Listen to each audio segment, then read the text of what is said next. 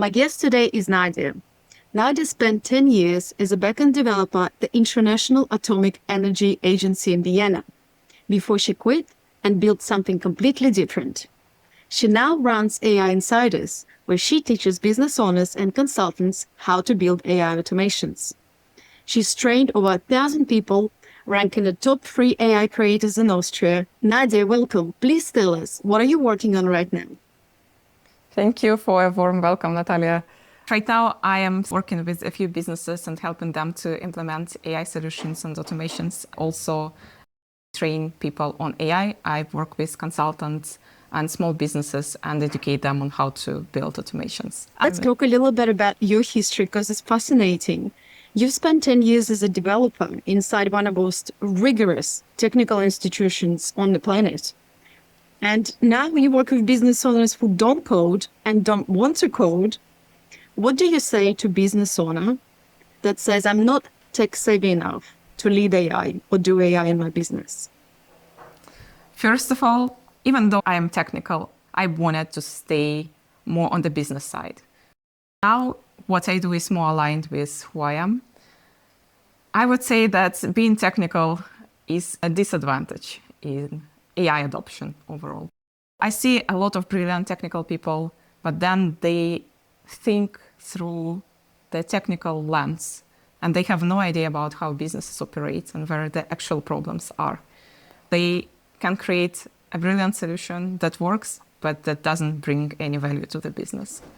I would say that business people have a better understanding of what is the problem that needs to be solved. That's why business people have an advantage over technical people, because they actually understand what needs to be fixed and what makes the business work, what moves a business forward. Yes. Of course, they know really where the pain points are and what they need help with. Just before this call, I spoke with an AI consultant and gave some insights about how to use AI. And while explaining that, I realized that we have so many buzzwords for AI agents, commands, tools, apps, and in reality, they are just simple text files, nothing more than a set of instructions in a text file. A lot of businesses still use ChatGPT every day and they think that they're doing AI. What do you think they're missing? Someone calls you over a phone. Do you type what a client tells you into ChatGPT and wait for an answer and then tell a client, hey, please wait, I'm waiting for my ChatGPT to reply? You need to have all that knowledge in one system and have an automation that connects user with the system. That's why when something works in the background, it helps to move the needle. Coming from someone who builds automations for a living, what do you think should stay human in businesses? First of all, I would say that some things should still be human. Let's imagine you are in an airport and your flight is delayed. So you call a service line and do you want to talk to a human or do you want to talk to AI? Most likely you want to talk to a human and get an answer that is valid, that is accurate, and someone to reassure you that everything will be fine. If your customer support team takes an hour to reply, then users might be happy to get an answer from an AI. But give your users that option to talk to a human. I have many people who come to me and say want to have the whole system that AI runs without any involvement from them. I would say think from the customer's perspective. Will they get something new from you? Will they learn something new from you? Or then what is the difference between them going to ChatGPT and asking a question and going to your social media accounts? It is absolutely fine to use AI for content, for your marketing, but then make sure it's not just AI working on autopilot in the background. You still need to be involved in the process. I am surprised how many people want to automate their content and want to have as little as possible involvement into their own business. If you build that business on your own experience, then there should be a piece of you in that business. That is why people buy from you and not from someone else. I think content is very involved. Maybe that's why there is a desire to just automate it, because it takes a lot of time, especially to do valuable content. I hear business owners feel like they should know things already and they shouldn't be telling their team that they're just trying to figure things out. They should appear knowledgeable.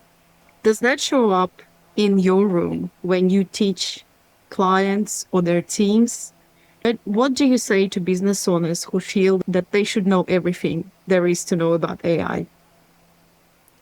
I ran 22 conversations in the past 2 weeks. It was surprising your AI consultants or AI trainers struggling with the same idea. Even people who train others are not quite sure that they are doing things in the right way or in the wrong way. There is so much pressure on people who run bigger businesses on how to train their team, and you are right that they do have that pressure, that they feel everyone else already is using AI. I think we need to blame social media for that. People tell me that they want not fall behind and they have that stress. And of course, if they run their business, they have no time to also learn and to stay up to date with all the AI news out there. I would tell business owners that it is totally fine and that the most useful use cases would come from observing what you do on a day-to-day basis and trying to find those pieces that take a lot of your time. Start with an audit and have an AI person who sits alongside you and tells you if it is a good idea to automate one process or another process and how difficult it is. I see some companies, they have too many ambitious projects at once. And it's also not the best way to start with everything. What would be your key strategy for going about automating things for a business? The companies who come to me and say that they want to automate everything, to me, it is a signal that they don't understand what is broken in their business.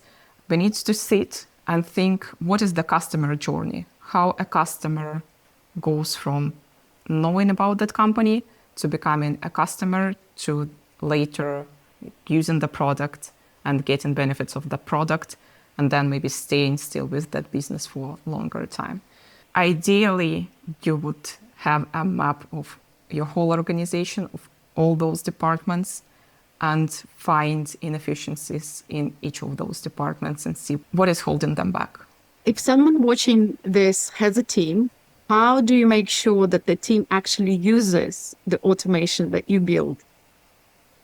I saw many automations that are not being used. I built a few automations and people did not use them. There are many reasons for that.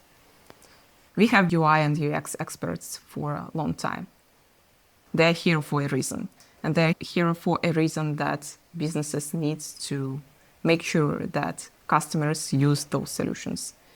No one wants to have one more tool where they need to log in every day and click on a few buttons. They already have 10 tools that they use every day. They don't need one more. Make sure that automation is following how people work. I would also say that many companies try to automate things that don't need to be automated. I had a project where we created an avatar of a person, and the idea was that they would use that avatar to create content on their Instagram pages. And technically, it worked perfectly, but the team didn't use it because they needed to log into one more application. I constantly see among businesses that they don't have the strategy, but they want to automate. And they think that the person who automates would automate the strategy as well.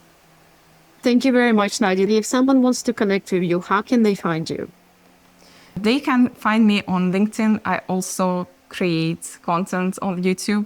I've been away from the platform for some time, but I plan to create more content and cover more strategy in the upcoming videos this year. Thank you so much, Nadia.